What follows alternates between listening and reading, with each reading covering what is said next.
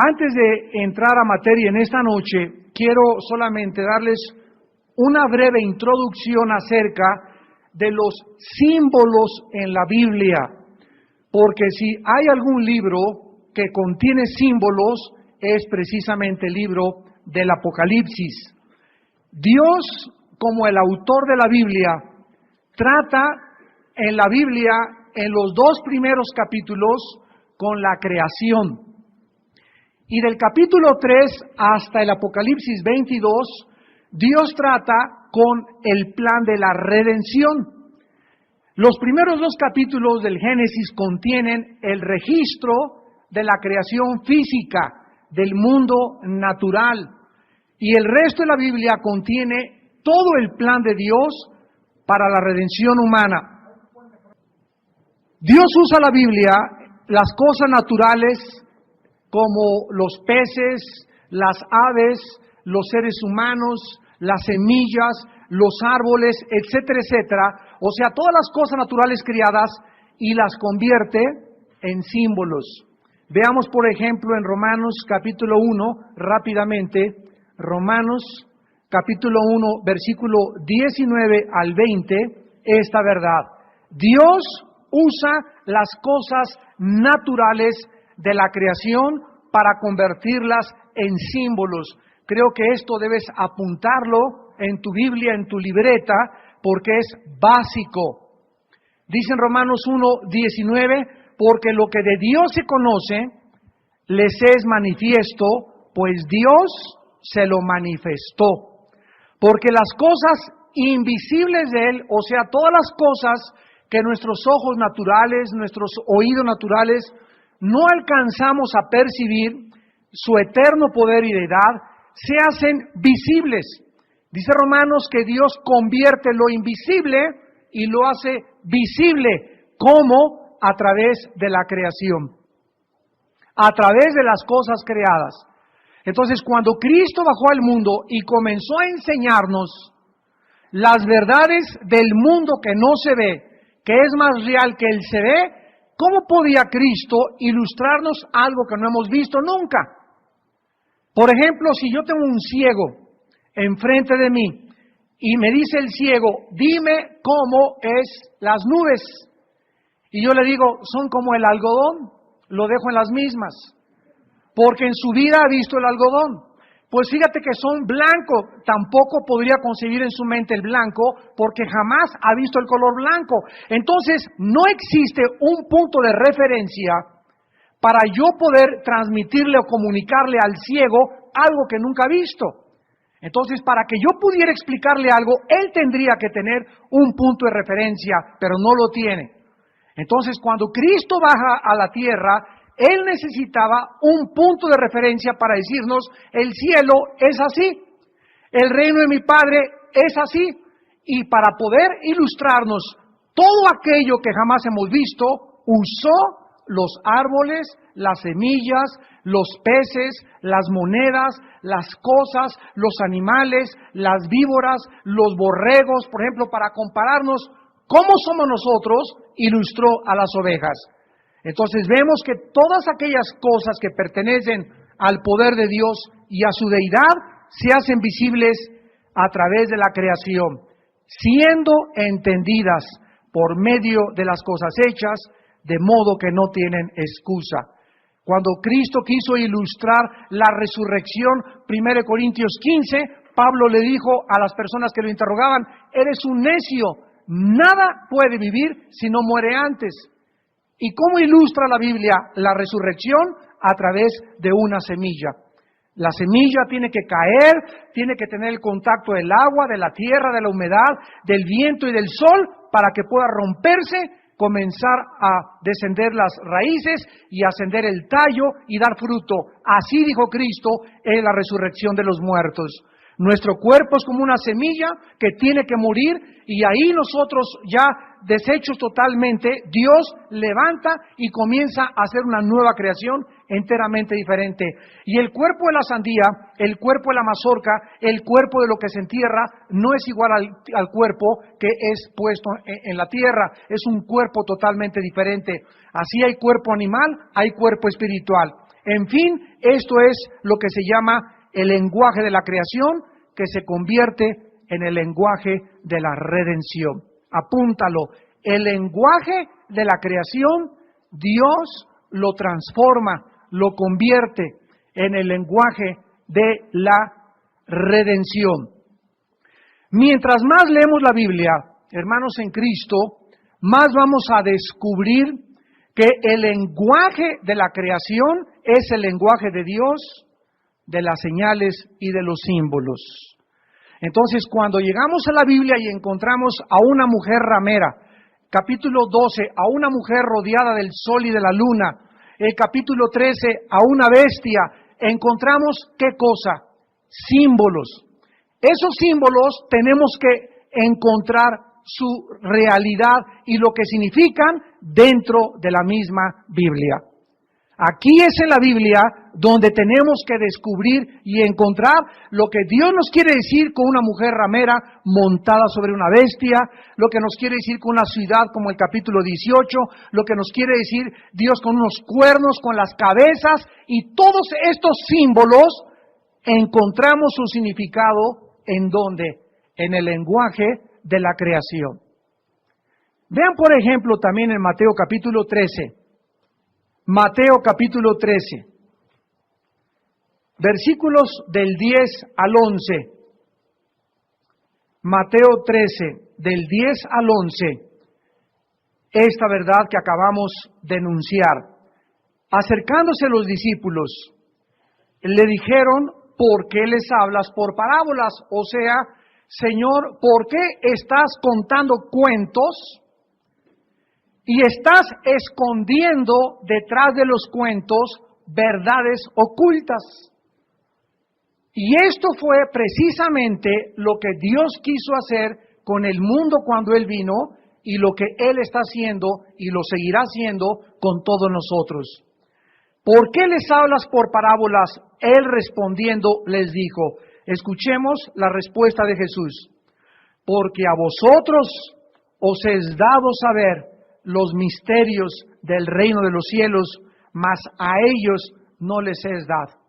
O sea que cuando Cristo baja al mundo, no cuenta cuentos así o misterios con un lenguaje rebuscado, florido, etcétera, etcétera, sino que les habla, el sembrador salió a sembrar la semilla, y la semilla cayó junto al camino, otra semilla cayó y se impidió su crecimiento por las piedras, a otra cayó y dio fruto, y detrás de todos estos cuentos, podríamos llamarles así, o parábolas, que es un lenguaje que ilustra algo celestial con algo terrenal, Dios esconde la verdad.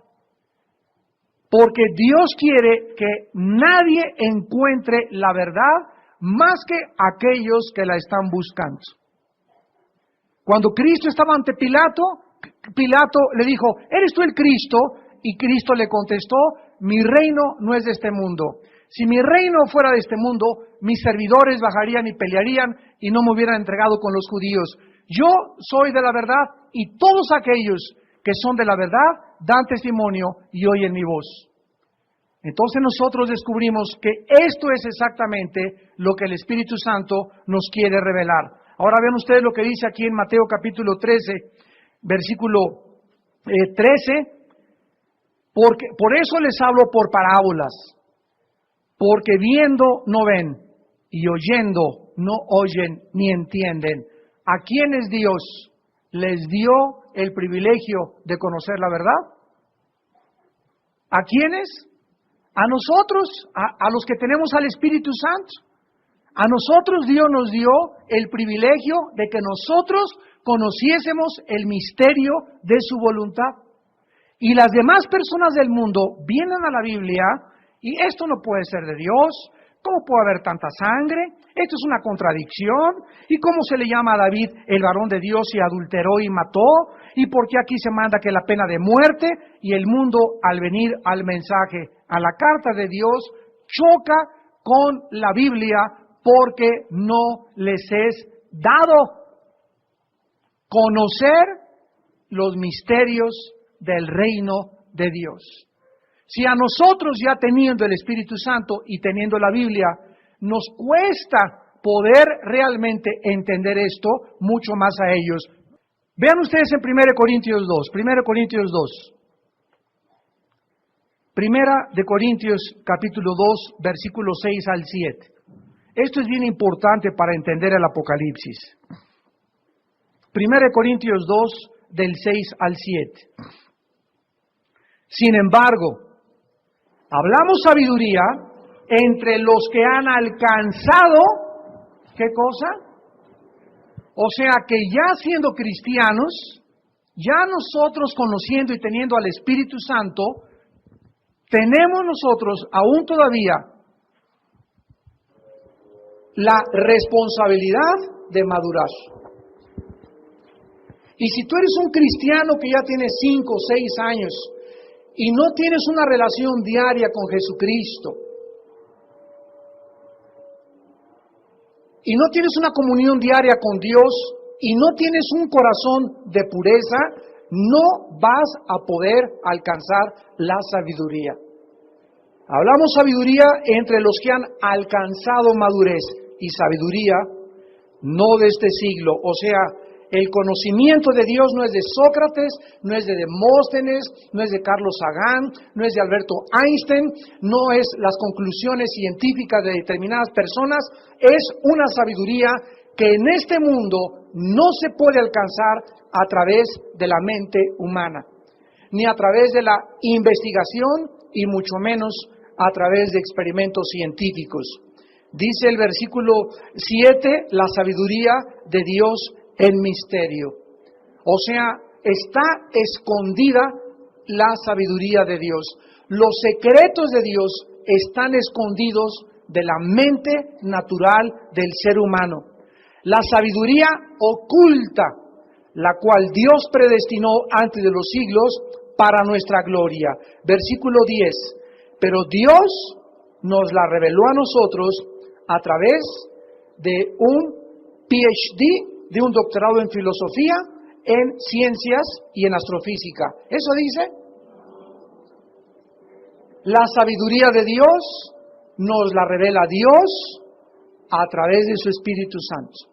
O sea, si tú me escuchas y no tienes al Espíritu Santo, nunca, aunque seas muy inteligente, aunque tengas 3 títulos académicos en ciencias políticas, en filosofía y letras y en cualquier área de la disciplina de la ciencia que tú me quieras mencionar, vienes a la Biblia y te vas a estrellar contra la Biblia, porque es una sabiduría escondida, solamente revelada si tienes al Espíritu Santo morando en tu corazón.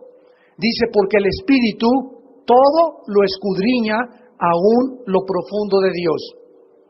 Y en el versículo 11 se hace una pregunta o se cuestiona lo que ahorita conocemos como la psicología.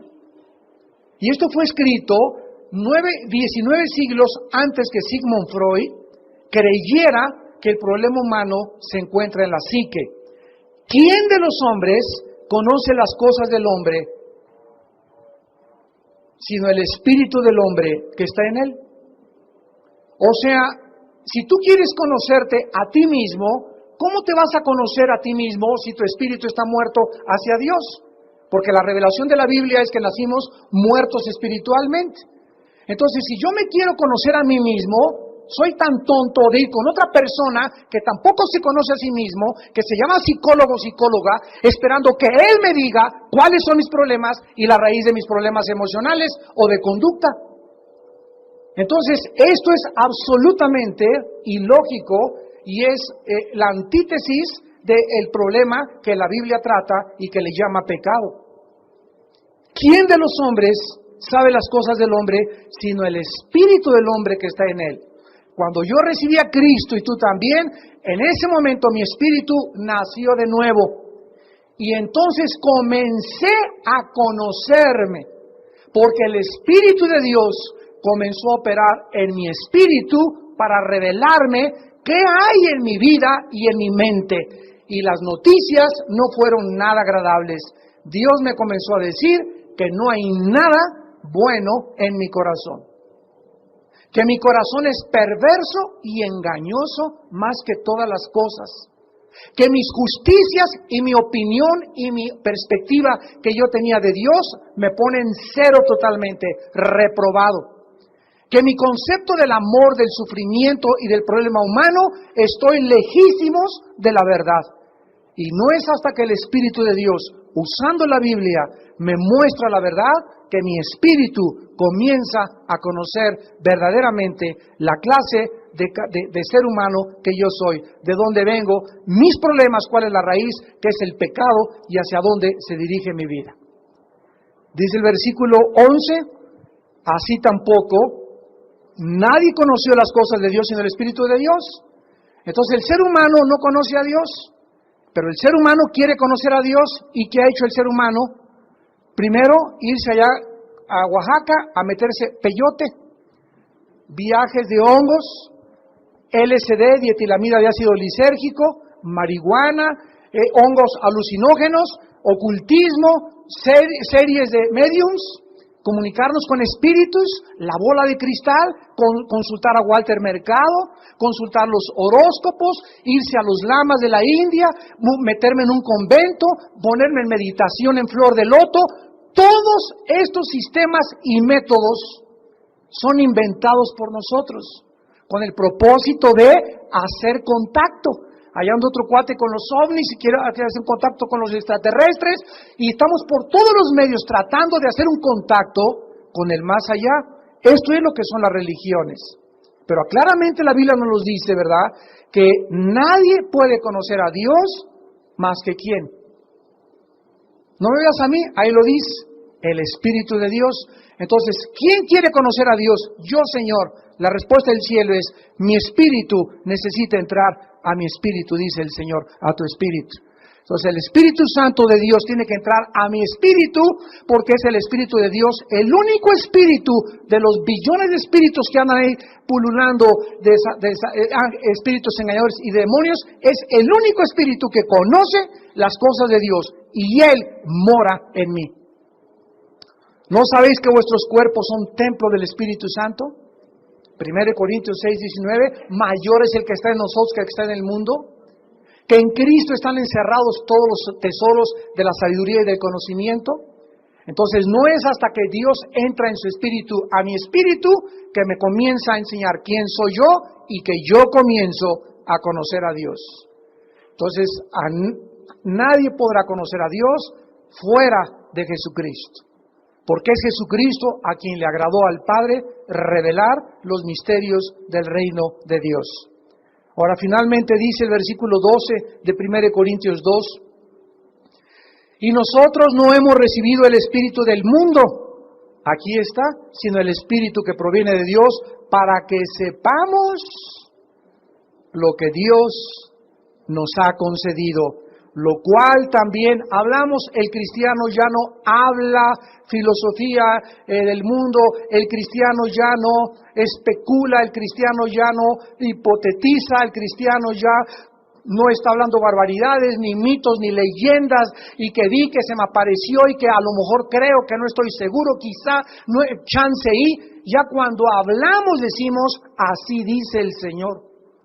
Ya hablamos con seguridad, dice Pablo, yo sé en quién he creído y estoy seguro que Él es fiel para guardar mi depósito para aquel día. Hablamos con seguridad, hablamos con autoridad. Ya no decimos, puede que el mundo comenzó a través de una selección natural, de una sola célula, y pues creo que esto puede ser la verdad, y pues hay 5 verdades, pues todas las religiones llevan a Dios, pues no sé cuál es realmente la verdad absoluta, sino que hablamos precisamente con la autoridad que la Biblia nos da, porque es la palabra de Dios, la palabra final que derrumba argumentos y toda altivez que se levanta contra el conocimiento de Dios, llevando cautivo todo pensamiento a la obediencia a Jesucristo.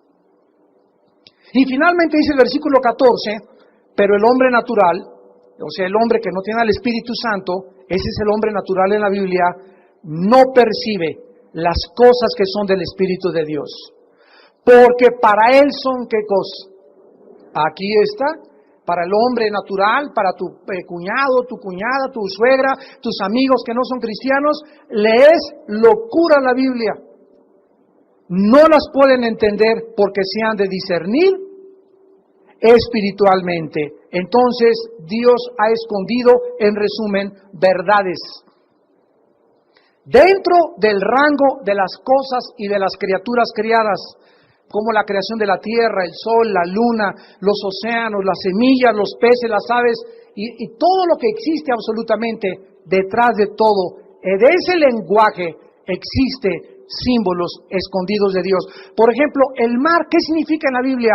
El mar significa los pueblos y las naciones y los seres humanos que son como el mar, que arroja espuma y vergüenza y no se puede estar quieto. Para ilustrar la humanidad, Dios usó el mar, la inestabilidad de los océanos, para ilustrar la inestabilidad emocional del ser humano.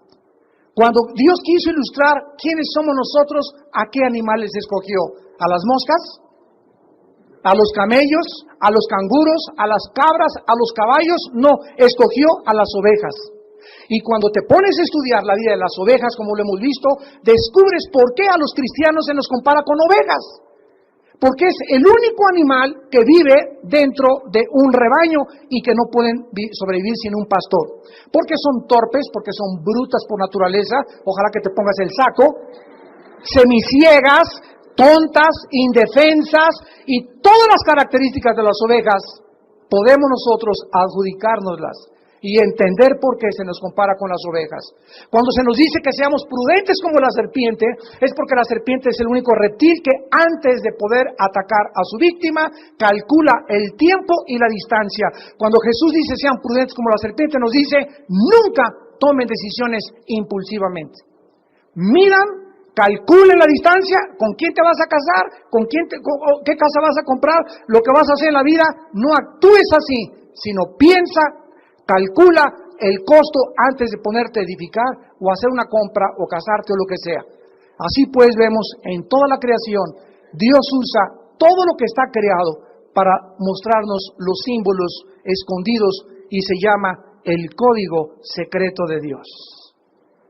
En el resto de la Biblia y tejido a través de todos los 66 libros de la Biblia, Dios toma el lenguaje de la creación y lo convierte en el lenguaje de la redención, que es, repito, su código secreto. Solo mientras la